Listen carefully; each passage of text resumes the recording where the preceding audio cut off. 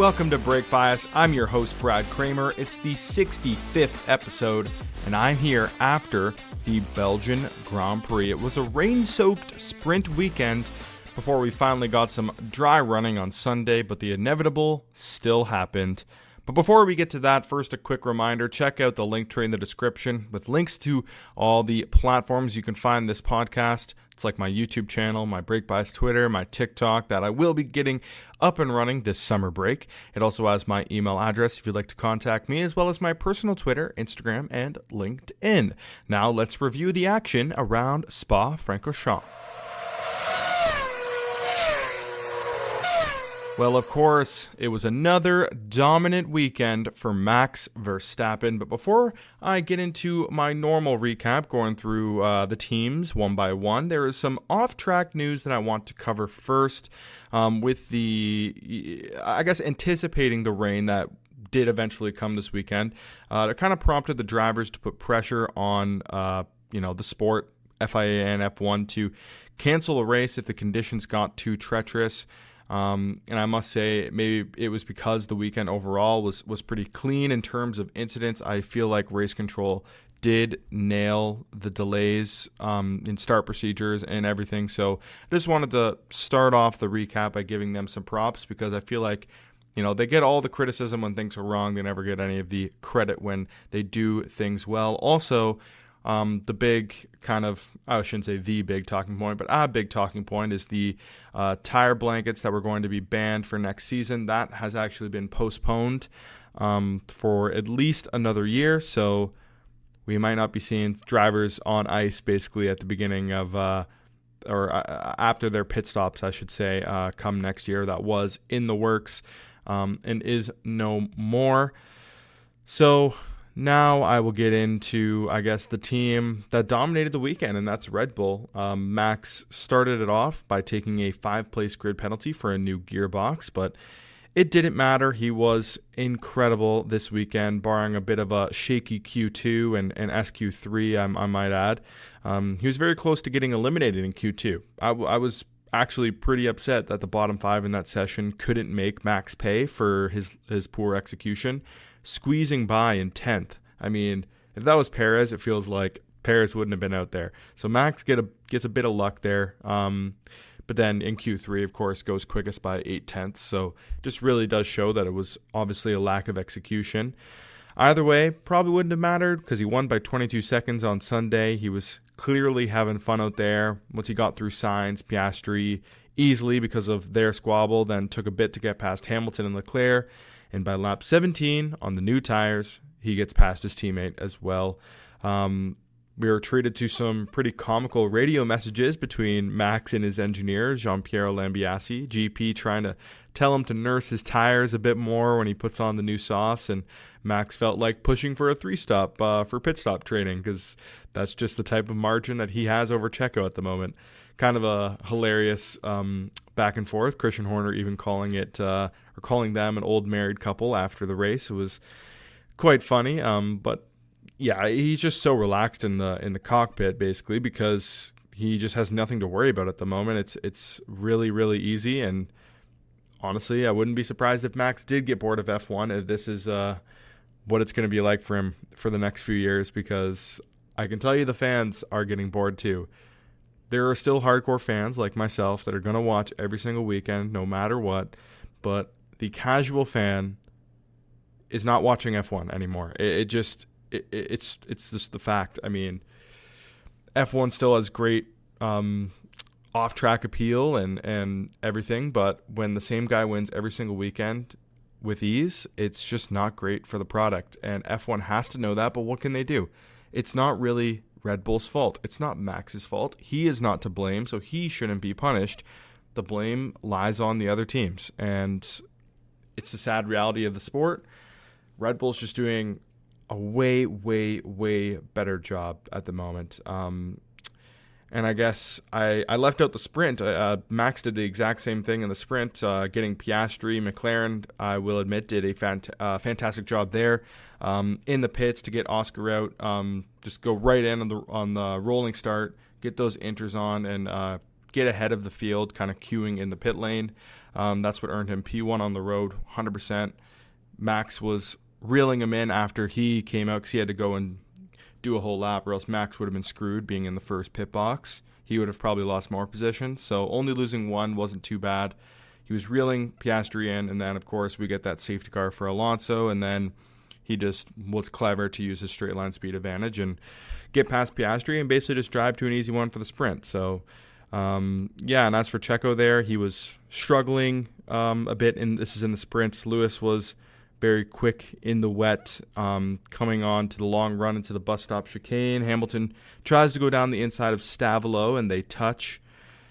Now, this incident, of course, gave Hamilton a 5-second penalty, left Perez with a hole in his side pod, and later retired after losing all his rear grip and going off. What did I think of the incident, though? A lot of people are thinking it was a bit harsh, and when I first saw it, I was like, it doesn't look great for Lewis, because typically if a driver's going down the inside, even if he was significantly alongside as much as Lewis was, when they are on kind of an aggressive line that doesn't seem to leave much room for the car on the outside, I feel like the stewards do tend to lean towards giving a penalty. However, considering, the wet conditions and how much Perez was struggling even before that hole in his side pod, I did think it was a bit harsh for the 5-second penalty as well, but it is what it is. I do think it wasn't ridiculous to give Lewis 5 seconds there. So, yeah, I concede that. But yeah, for Red Bull, I mean, a great weekend for them. Kind of a mixed weekend for Checo. In the race, I think he was solid. I mean, of course, a P2 finish is where he needs to be. Finally, they get a 1-2. It's been way too long since Red Bull's got a 1-2. But again, he's not really battling Max at all. He's more so managing a gap to Charles and Lewis. His races with other drivers and teams that don't have cars anywhere near the car that Checo's in, and he can't even get close to his teammates. So it's hard to say he has a good weekend when you get slapped up by your teammate. That is usually, the main marker. I mean, P9 for Lance Stroll. Let's just throw him. I'm going to talk about Aston Martin, but just as an example, where Aston Martin's been scoring recently, P9, you would say it's not bad. I mean, it wasn't terrible. But then when you see his gap to Fernando, you're like, yeah, okay, well, Lance obviously has another underwhelming weekend. So we can't just say that Perez had a great weekend, because look at what his teammate just did to him. It's again, underwhelming. But at the end of the day, Max is a different beast, so getting close to him is a lot harder than other teammates. But anyway, yeah, mixed weekend from Checo, as I said, because Red Bull was just miles clear of the field, so P2 should be the minimum. Because the next closest team to Red Bull this weekend, I would say, appeared to be Ferrari. I mean, Charles, P2 in qualifying, inherited pole position, was very quick to earn a podium in the race and hold off Lewis. He controlled the gap brilliantly. I actually voted him for driver of the day, although I do think Max probably did deserve it. I don't know. I don't really ever. Max wins enough. Give other people some awards. So I don't really bet or vote on him ever, unless it was like superb. And I mean, this was a great drive again. But yeah. Anyway, tough one for Carlos. Of course, locked up into turn one, pinched Oscar into the wall. I do think it was more on Oscar than it was Carlos. It probably should have ended both of their races instantly. I was worried for Lewis, who is the third car on the outside there, because of course I am a fan of Lewis, and I thought that was going to end in tears for the three of them, but it only gave damage to the two of them, Carlos and Oscar. But instead of we saw Piastri not even make it around the lap. And then, of course, for Carlos, we see 15 laps of pain. Ferrari just felt like keeping him out there to suffer and fall all the way back to the bottom of the field before finally retiring the car. Very strange, but, strong weekend from the other side of the garage, encouraging pace and tire wear for Ferrari. I think straight line speed is clearly a strength of theirs when it compares to Mercedes, Aston, and McLaren. So look out for Ferrari and Monza maybe. That would be pretty exciting. And then I guess the last piece on them before I move on to Mercedes is Laurent Mekies, someone who's been with Ferrari for a long, long time. Is officially done there. He is set to become the AlphaTauri team principal after Franz Tost retires. So this was the end of Laurent Mekies at Ferrari, and pretty good way to send him off, I would say, with a podium and a pole position. Now, Mercedes, they actually brought an upgrade to their bodywork here. You could see clearly that their cooling inlet, which this is a complete coincidence because upgrades are planned in advance, but Hungary, they had a bit of a cooling issue, and then we have an update to their cooling inlet, and their bodywork was noticeably different, but I don't think it was a massive upgrade. I think Mercedes was actually pretty quick in the wet, especially in the hands of Lewis Hamilton. In the dry on Sunday, they were a clear third fastest, but with that, they still come away with the second most points because Mercedes always executes better than Ferrari somehow. But more so than the race, I want to discuss the qualifying sessions for Mercedes, since I kind of already went through the penalty Lewis got as well in the sprint. In sprint quali, I think Lewis arguably could have gone quickest with, of course, Max not really hooking his lap up. But, of course, we go on the final lap, the final run, the one that matters the most, of course, because the times just keep on tumbling down. George is ahead of Lewis. He locks up into turn one and basically impedes him all the way down the Kemmel Straight and up Raidillon and whatnot. That puts Lewis P7 and George P10. George abandoned his lap, and Lewis lost so much time getting impeded by George. It really hurt because I do think even at worst, Lewis was probably going to finish P4 and not P7. And who knows how that could have changed the rolling start when, it was all about the pit stops to inters and how that played out. Of course, Lewis gained positions from that. But if he was in P4, maybe he's ahead of Perez. Maybe he doesn't get, or even a Gasly as well, he doesn't get into that squabble with Perez. Maybe he actually finishes P2 in the sprint instead of P7. So, yeah, kind of just a disappointing one. And as for George, shocking qualifying sessions all weekend long. A brutal start in the race, getting caught behind Oscar, but he did recover well. Not getting Fernando at the end hurt a bit because I do feel like Mercedes had a lot more pace than the Aston Martin, so I wouldn't say it was a brilliant drive from George by any means, but it was fine. It was good enough. George did have a bit more wing on his Mercedes this weekend, rear wing that is. So Lewis was a bit faster on the straights, and I think that may have cost George in the end there. Kind of what happened to McLaren, which we can get into because McLaren set their car up for the rain, similar to George, a little bit slower on the straights but more downforce. And that did not pan out for McLaren at all on Sunday. A complete nightmare, of course. The turn one incident, as I said, I think it was more Piastri's fault. A gap that wasn't there. He should have just pulled out. Lando did struggle massively at first, trying everything he can with his engineers, different settings and whatnot to try to fire those tires up and get some pace. At one point, he lost out to two cars on one straight. It was bad. But he did recover nicely to score a P7 finish. Not where I thought McLaren was going to be this weekend. But overall, it was still kind of an interesting showing from them because in the wet, they were great. And Piastri still had a positive weekend despite his retirement with great quality results. And, he led a race for the first time. He'll never forget that. Gets P2 in the sprint. He did an awesome job there.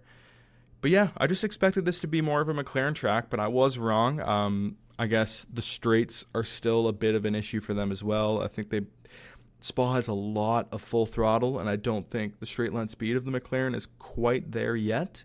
Their tire wear also seemed to be a bit of a problem. Spa is a pretty tire-limited track, and I think they struggled with that this weekend as well.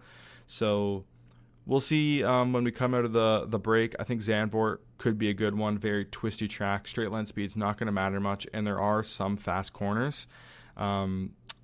But there's also some slow speed. I'm not sure they're going to fare well in Sector 3, but the banked corner should be able to end that sector well from them. I imagine they're going to be rapping through there. So yeah, looking forward to coming out of the summer break and seeing where McLaren is there. Aston Martin, just kind of quickly, I think they were better overall this weekend, quali and the race, but they had a horrendous Saturday. I mean, that decision to put Stroll on slicks in Q2 was such an awful mistake. Putting him out on mediums way too early. Stroll, I can't even blame him. I mean, I think going down that hill, anyone in Formula One on slick tires probably would have lost it, or they would have had to absolutely crawl. But of course, he's not going to do that because he doesn't want to get eliminated from Q2. But in the end, it costs both of them because Alonso was behind Stroll, and they immediately had to red flag it. They're both out in Q2. And then in the sprint race, Alonso makes an uncharacteristic error. He puts his car on the wall. Just a horrible, horrible Saturday for Aston Martin. But on Sunday, it was fine. Double points finish. Fernando P5 is actually a decent result. In the end, yeah, still not really challenging with Ferrari and Mercedes, but they did maximize, or not even maximize, because Lance Stroll's strategy wasn't great. They thought the rain was going to be heavier. He did talk about that afterwards. He thinks he could have been probably where Lando finished, but instead finished P9. Yeah, so they didn't quite maximize, but still, decent weekend from them. And moving on to Alpine, this could have probably been an off-track news, but we have team principal Otmar Safnauer and sporting director Alan Permane. They were both dismissed from Alpine, and this was right after Otmar was on the Beyond the Grid podcast talking about the commitment to the 100 race plan. That was a tough look. He will reportedly be replaced by Bruno Famin, someone who's been with the team for a while. Alpine also just recently replaced their CEO, Laurent Rossi, who was not well liked. And Williams has their new CTO. It's Pat Fry from Alpine, another person leaving Alpine. He was their CTO. So that is a lot of turnover at the Enstone unit. Shocking personnel news from the team. But on a more positive note, what they did to honor the late Antoine Hubert and Delano Van Toff in the rain was awesome. Pierre Gasly invited everyone from F1, 2, and 3 to go for a run around Spa, and a lot of people came out even despite the weather.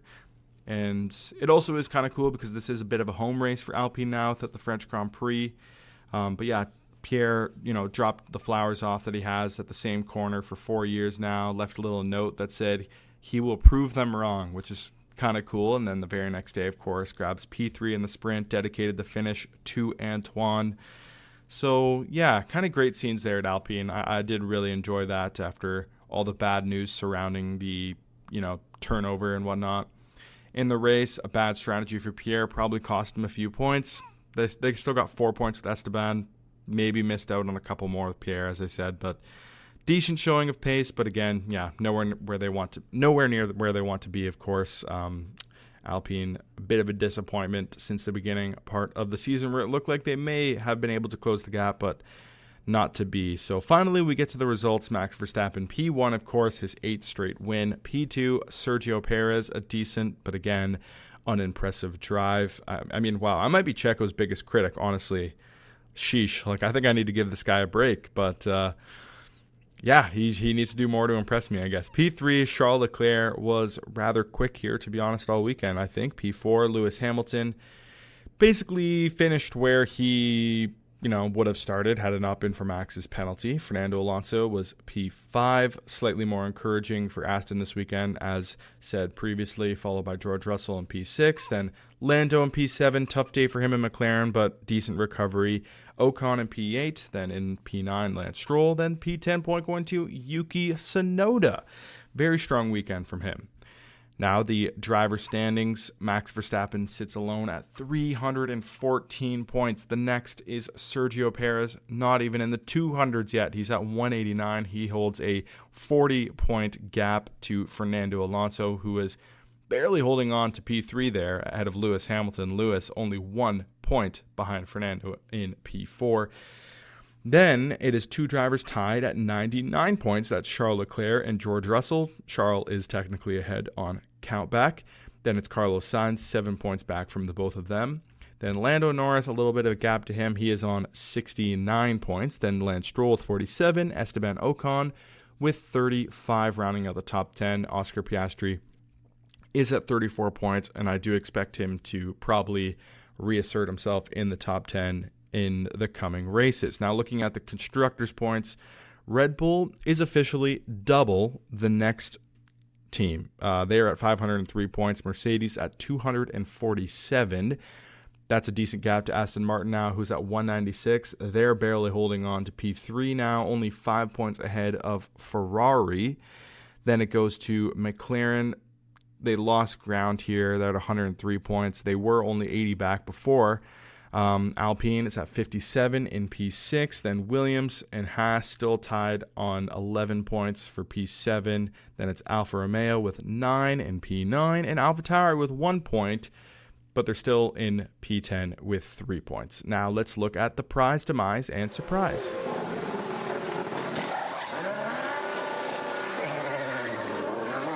Well, I thought hard about the prize more than the other two, to be honest. I'm giving the prize to Yuki Tsunoda because I think I couldn't give it to any team besides just Red Bull, but I mean, Red Bull doesn't have that much to gain anymore, so it's hard for me to give them prizes. I really thought about just giving it to Max Verstappen. I thought about giving it to Charles Leclerc, but I try to look at the bigger picture with each result, and I think Tsunoda was better than Ricciardo. He did a great drive all weekend long, was better than Ricciardo. And, of course, that means a lot for his career to stay on top of Daniel. So I think he probably won the most from the weekend, so that's why he gets the prize. As for the demise, I thought about this one too, and I think it's McLaren. I think overall had just a bit of a scrappy weekend. I expected a lot more from them. I could have put them in the surprise, to be honest. But I didn't really have anything better for demise either, so I think I had to give it to them to only come away with. They actually scored more points in the sprint than they did in the race, which I think is kind of why I think I had to give them demise. Just not a lot of points. I think there's still a lot of races left, but they should be aiming at catching Ferrari and Aston Martin, in my opinion. And this was not the type of weekend that they needed, especially on a sprint where more points were on the table. So yeah, the demise, I think, just has to go to them. And then surprise was Williams. I don't really have an exciting one here, but I didn't really talk about Williams in the recap. So just quickly, I really thought they were going to be a lot better here with so much of the laps at full throttle, and they have this slippery car. But I think the tire wear just really, really killed them. They're not great on their tires, and Spa just chewed through them this weekend. That's kind of how I felt because Albon was making great moves at the start. I'm like, man, is this guy seriously going to overtake himself into a P7 finish? And then he completely fell apart just because they had to do more pit stops than everyone. And at one point I thought Sargent was looking good, and then his tires completely fell off, and then he was absolutely nowhere. Bit of a tough weekend from him as well. So I'm just surprised Williams didn't do better, I guess. So that's that. And then instead of the championship segment, I'm going to just go straight into Brad's bets since it's going to be a while since we do another race preview. So let's just review my picks. That's all. We're not obviously giving out any more. This week I had Alex Albon points finish, Lando Norris podium, and Max hat trick. Those were all no's.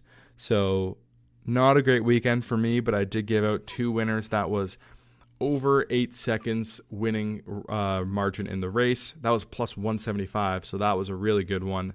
That, of course, cashed. And then over 0.25 quality margin, was it ever? 0.8. So, yes, that one easily cashed. And then in my long shot of Alpine double DNF, which honestly, I basically said I didn't really believe in myself. That did not hit, of course.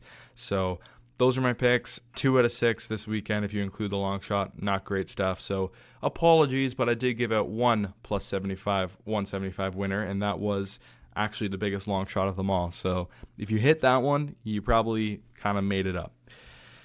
So guys, that's going to do it. A short one for episode 65 of Brake Bias. I'm your host, Brad Kramer. I will be taking a week off for the summer break, enjoying a long weekend with the family, so I will not be back next week. But I will be back with episode 66 in a couple weeks for the summer break recap. That one's always fun, and I'm looking forward to my week off and then coming back recharged. So yeah, goodbye.